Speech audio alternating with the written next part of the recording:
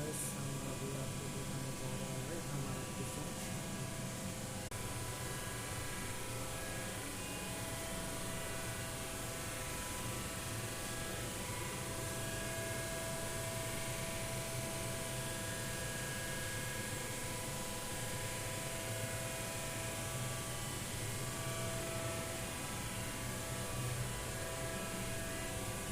इधर है हमारा फ्रिज, सामान वगैरह रखता है इधर में।